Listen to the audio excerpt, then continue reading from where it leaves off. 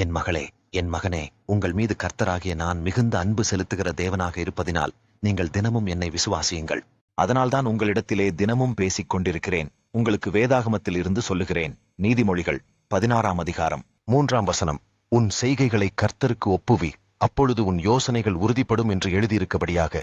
என் மகளே, என் மகனே, நீங்கள் யோசிக்கின்ற காரியங்கள் செய்ய முடியவில்லை என்று கலங்கிக் கொண்டிருக்கிறீர்களா?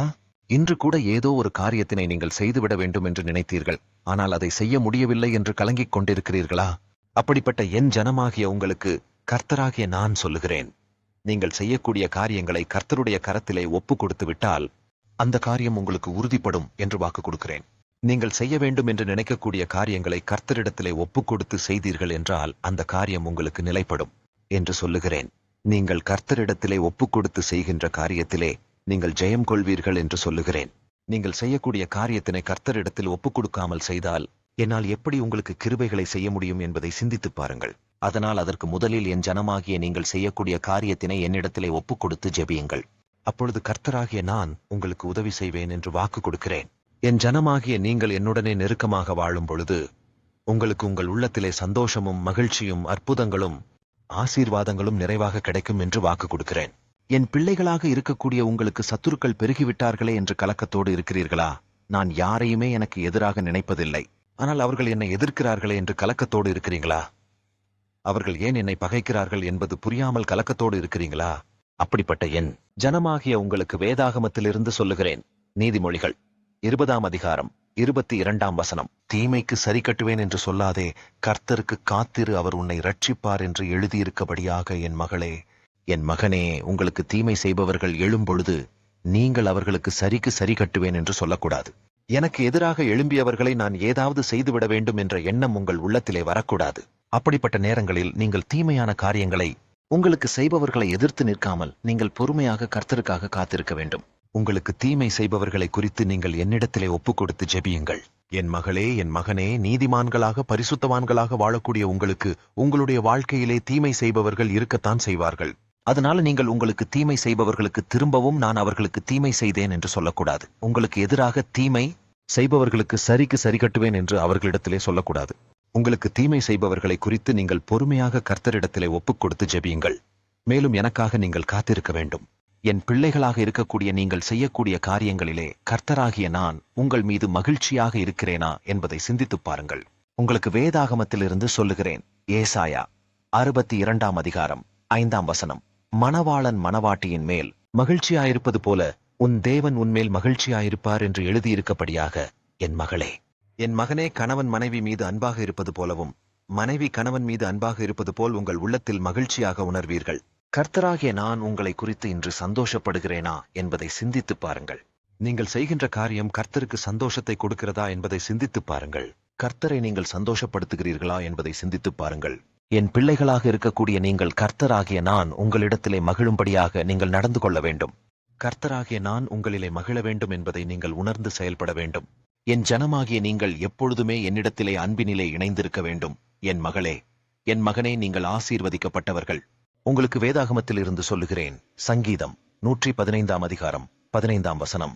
வானத்தையும் பூமியையும் படைத்த கர்த்தராலே நீங்கள் ஆசீர்வதிக்கப்பட்டவர்கள் என்று எழுதியிருக்கபடியாக. என் மகளே, என் மகனே, உங்களை ஆசீர்வதிக்கக்கூடிய நான் இந்த வானத்தையும் பூமியையும் உண்டாக்கின தேவன் என்பதை நீங்கள் விசுவாசிக்க வேண்டும்.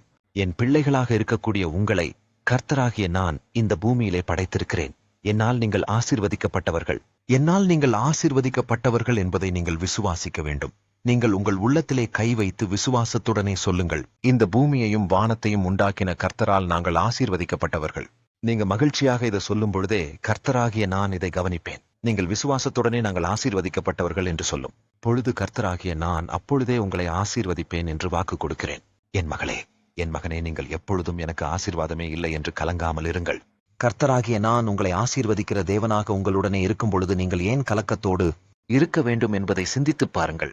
என் பிள்ளைகளாக இருக்கக்கூடிய நீங்கள் கர்த்தராகிய எனக்கு பயந்து கீழ்ப்படிந்து நடக்க வேண்டும்.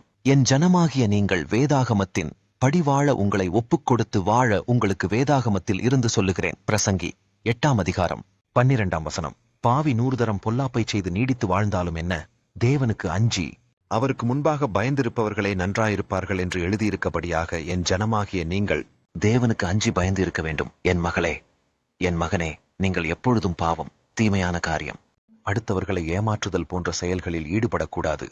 என் மகளே, என் மகனே, நீங்கள் எனக்கு பயந்து என் மீது அச்ச உணர்வு கொண்டு நடந்தீர்கள் என்றால் நீங்கள் நன்றாக இருப்பீர்கள் என்று உங்களுக்கு சொல்லுகிறேன். நீங்கள் எப்பொழுதும் தேவனுக்கு பயந்து நடக்க வேண்டும். கர்த்தராகிய நான் உங்களை கவனிக்கிறேன் என்பதை நீங்கள் உணர்ந்து நடக்க வேண்டும். கர்த்தர் என்னை பார்த்துக் கொண்டிருக்கிறார் என்பதை நீங்கள் உணர்ந்து செயல்பட வேண்டும். கர்த்தருக்கு முன்பாக நான் பரிசுத்தமாய் நடக்க வேண்டும், உண்மையாய் நடக்க வேண்டும் என்று நீங்கள் உங்களை கர்த்தரிடத்திலே ஒப்புக் கொடுத்து வாழ வேண்டும். எப்பொழுதும் மற்றவர்களிடத்திலே நேர்மையாக நடந்து கொள்ள வேண்டும். நீங்கள் கர்த்தர் காட்டிய வழியிலே செல்லும் பொழுது நீங்கள் எப்பொழுதுமே நன்றாக இருப்பீர்கள் என்று உங்களுக்கு வாக்கு கொடுக்கிறேன். கர்த்தராகிய நான் என் பிள்ளைகளாக இருக்கக்கூடிய உங்களை நன்றாக வைத்திருக்கவே விரும்புகிறேன். இப்பொழுது ஜெபம் செய்யுங்கள். கர்த்தாவே, என்னை உங்களிடத்திலே ஒப்புக் கொடுத்து ஜெபிக்கிறேன்.